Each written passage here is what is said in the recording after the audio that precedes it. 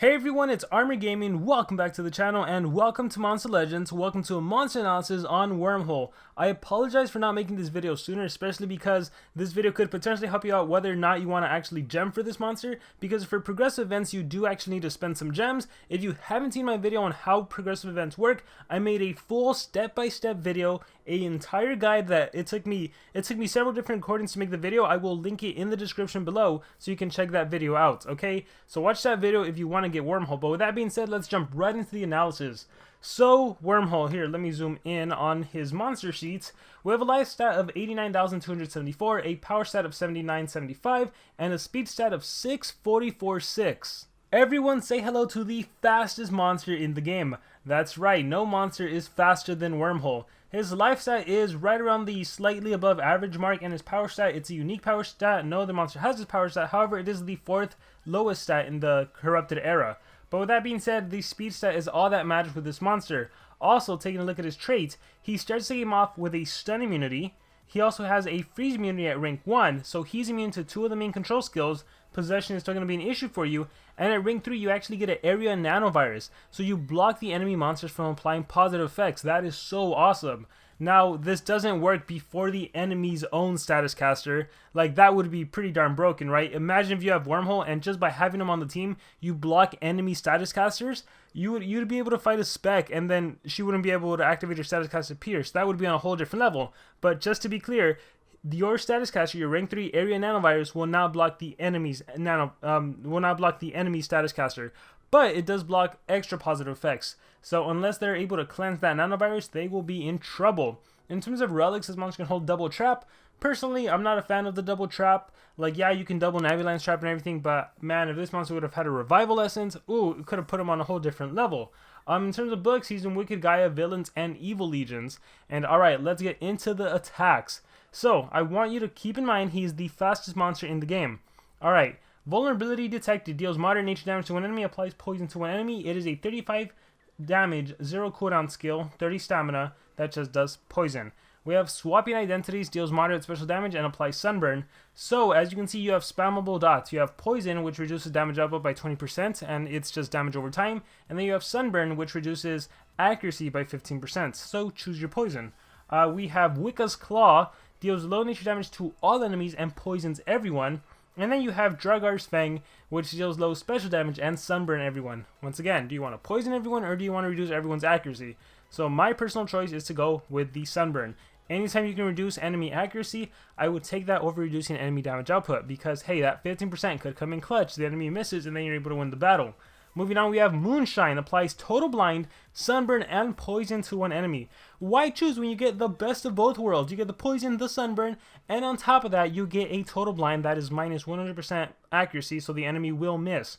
So I also do like that this is a single target attack, especially since now we have quite a couple dodge area monsters. We have Lady Meow, we have Wingsu, his is a status caster, of course, and then you also have Jakuna High. So yeah, total blind.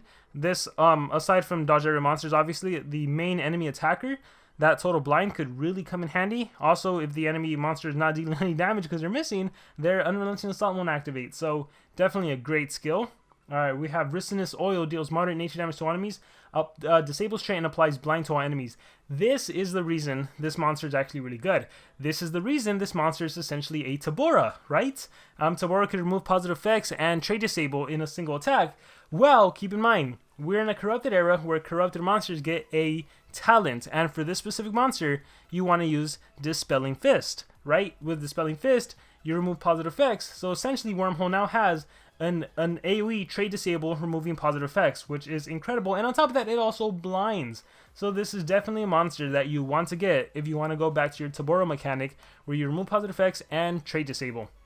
But wait, that's not all. Let's keep going. We have Corrupted Petroglyph, which deals moderate nature damage, removes shields, and applies nanovirus to all enemies. That's pretty awesome. But look at the next one. My Hated Trait deals heavy nature damage to one enemy, disables trait, removes shields, applies nanovirus to one enemy. Man, that is a lot. Okay, so once again, against a Megatomp monster, instead of using your AoE skill to AoE trait disable and the Megatomp monster absorbs it, on turn 1 you can do My Hated Trait, which deals heavy nature damage, and then you disable the trait, you remove any shield that Megatomp monster may have. So right now, we can talk about Mouseron. right? If you're battling an enemy Mouseron, you're going to remove Mouseron's trait, you're going to remove his shield, and you're going to apply Nanovirus, which will block Mouseron from reapplying Megataunt. That is really, really good. So on your next turn, you could do your Oil skill, which will trait disable everyone, blind everyone, and in case they set something up, you still have Dispelling Fist to get rid of it. So the first Dispelling Fist will be used up with My Hated Trait to get rid of MT, and the second Dispelling Fist will get used up with Oil to get rid of whatever buffs the enemy monsters have, literally whatever. So I really like that. I think it's pretty awesome. Going back to Corrupted over here, this one is an AoE shield removal and Nanovirus. I don't think you necessarily need this skill. You could, again, it could come in handy because if you still have your Dispelling Fist for the second attack, you would also AoE Nanovirus, so you'd prevent them from reapplying something. If there's no enemy Megaton monster, keep in mind at rank 3 you have a Status Caster Nanovirus. But overall, I would say this monster is definitely good. He's definitely worth getting. Again, you have the fastest monster in the game, so all things being equal, he's always going to go first. You can always use your My Hated Trait to get rid of enemy Megaton, disable the trait, apply Nanovirus to prevent any positive effects. That is just phenomenal, and you go from there. I mean, already from, if you're battling a Megaton and you have rank 3, already that Nanovirus will be on the Megaton monster, but assuming you don't have this monster rank 3, the fact that My Hated Trait activates it is pretty good. Stamina cost is costly, right? 42, you have 48, you have some high 30s as well. Again, the relics, I'm not a fan of the relics on this monster. If you get stamina drain, you're going to need another ally to help you with stamina. If you do battle, like, typically Megaton monsters tend to have, like, that Wang Zhao shield that removes, like, 300 stamina points, so you'd go down to 0.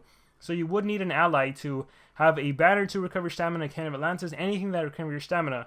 But, yeah, a great monster, especially with Dispelling Fist. This is, like, one of the best Dispelling Fist monsters you can use. Going back to the skill set, I would say you run your Moonshine, you run your Oil, you run My Hated Trait, and I would say you run your AoE Sunburn, or you could even do a single one if you want to have a spawnable attack to use. But I'd probably just go with the AoE. Yeah, so, I mean, can you believe at one point the enemy's going to be blinded and also have an AoE Sunburn? So that is minus, like, 60% accuracy or something. So that is good. The ultimate, hit the weak point, applies Pierce to itself, disables trait, and removes. Wow, that is cool. So you apply Pierce, you disable trait from the enemy monster you target, and you remove 75% of the total life. If you get this during the middle of the battle, that 75% should probably kill the monster, right? Like, hopefully by the middle of the battle, they've already lost 25% of their HP somewhere. Yeah, but pretty cool monster in my opinion. I gotta say, I really like the monster. I love My Hated Trait. I love the Oil skill. Again, works really, really good with Fist. So yeah, I wanted to start off with the analysis just to say this is definitely a monster I think is worth getting. It's our first AoE trait disable corrupted monster, even single trait disable I think. You're definitely going to need it, right? There's dodge area monsters, there's taunt monsters, so using trait disable is going to definitely come in handy, especially one that can also cleanse with Dispelling Fist and even block with Nanovirus. Pretty darn cool, can't be stunned, can't be frozen. Let's look at the lore of this monster real quick since we skipped over that. This deadly forest parasite attacks his victims from inside and kills them little by little. After his coincidental corruption, Wormhole acquired a new ability. Now he can't just kill his victims and then move on to the next monster. If he wants, he can keep and control the bodies of his victims after he's killed them. That sounds like this monster should have possession skills, like an AoE corruption or something. The last monster he devoured from within had a unique power. He could gain the appearance of any monster, so Wormhole decided to keep his body as the most, oh, who is it? Who did he kill then? Who is that? Of his most recurrent clothing, while he's in his skin, he can disguise himself and goes almost anywhere, and he won't fool anyone, so he doesn't have to speak. Language is one of the few weaknesses Wormhole has. Okay. Looking at the skills, Wicca, Dragar's, Moonshine, Resistance Oil. That's like, I think Rebellious, the Megaton Forsaken monster, has a skill like this. We definitely see a lot of lore to other monsters. But yeah, guys, it goes without saying, I do think this is a monster worth actually trying in the Tales event. All those leaves you collected, be sure to turn them in so you can get more cells for this monster.